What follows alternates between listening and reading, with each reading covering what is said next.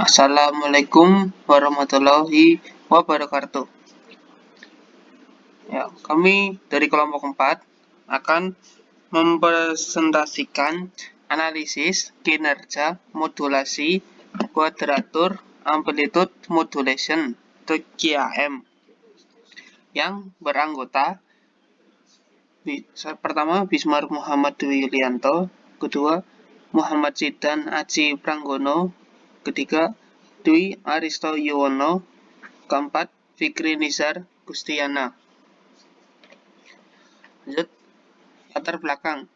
Secara umum, sistem telekomunikasi terdiri dari pemancar, penerima, dan pengolahan informasi, di mana sistem informasi disalurkan melalui sistem komunikasi dalam bentuk simbol yang dapat berupa sinyal analog seperti suara manusia, video, dan musik, atau sinyal digital diskrit. Modulasi yaitu suatu proses di mana properti atau parameter dari suatu gelombang divariasikan secara proporsional terhadap gelombang yang lain. Parameter yang diubah tergantung besarnya modulasi yang diberikan.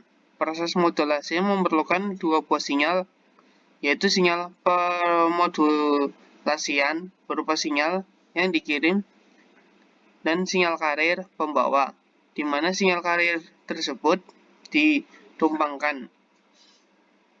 Modulasi memiliki dua jenis, yaitu modulasi sinyal analog dan modulasi sinyal digital. Contoh modulasi yaitu QAM. Pada modulasi amplitudo kuadratur atau kuadratur amplitude modulation atau QAM, modulasi yang dilakukan meliputi modulasi amplitudo dan modulasi fase atau dapat dikatakan merupakan gabungan ASK dan PSK. Untuk mengetahui kinerja modulasi QAM, maka diperlukan simulasi menggunakan software yang dipresentasikan dalam bentuk gambar sinyal.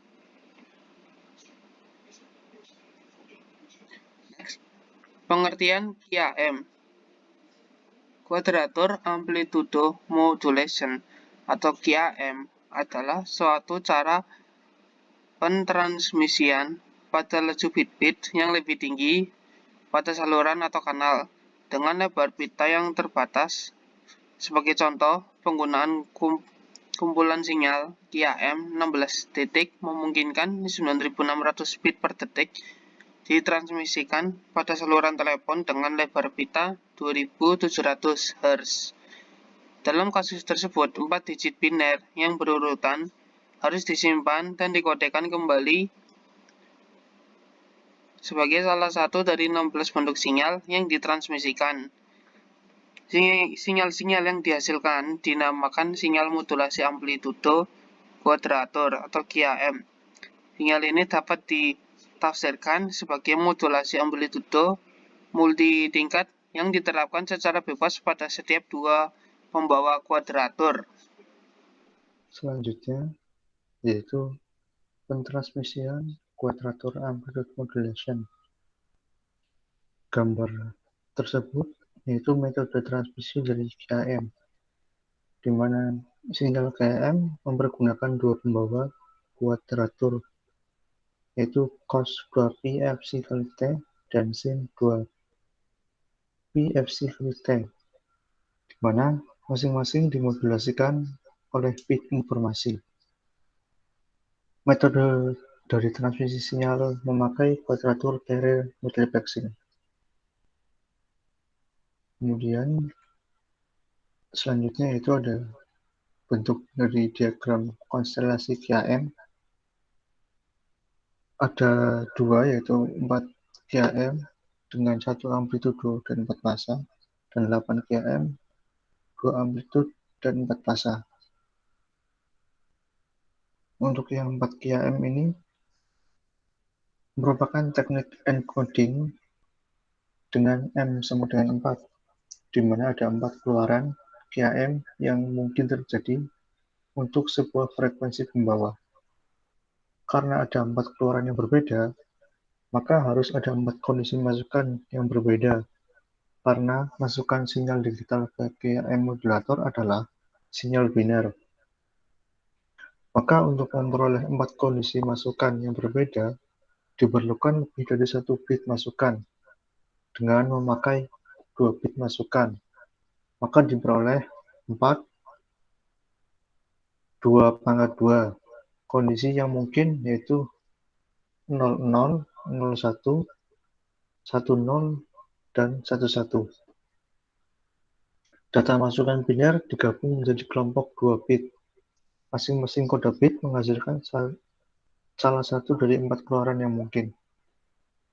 Kemudian selanjutnya yaitu 8 QAM, di mana keadaan ini menggunakan teknik encoding dengan M sama dengan 8. QAM 8 keadaan keluaran yang mungkin untuk satu frekuensi pembawa.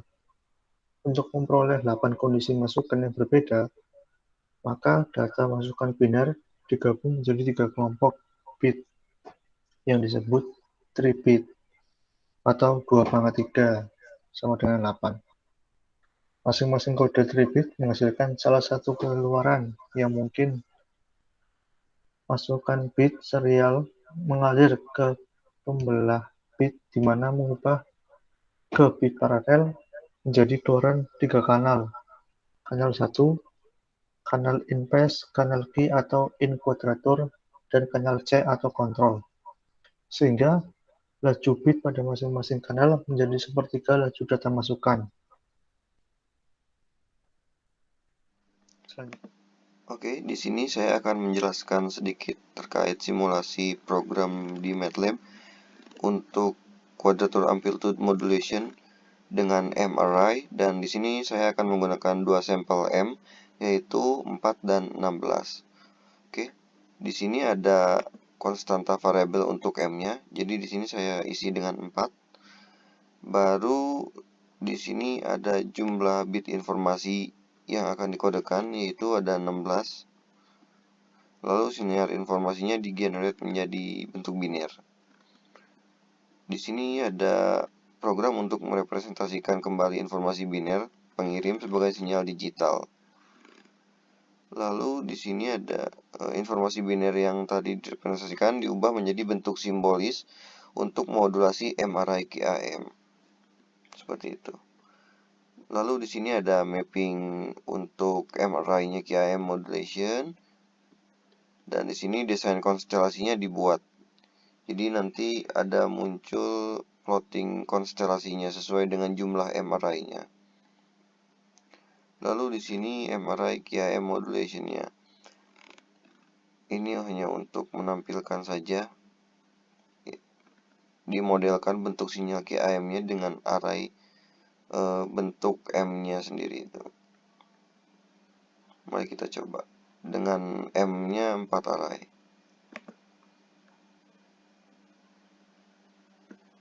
Oke, di sini bisa dilihat ini ada bentuk diagram konstelasinya dengan bentuk 4 array.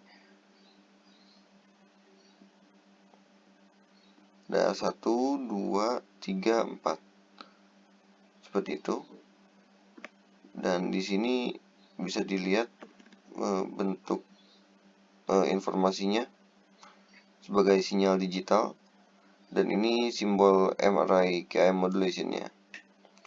Dan ini bentuk gelombangnya, gelombang modulasinya berdasarkan simbol informasinya.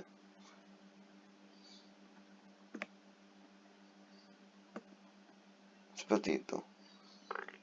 Sekarang kita coba dengan bentuk M16.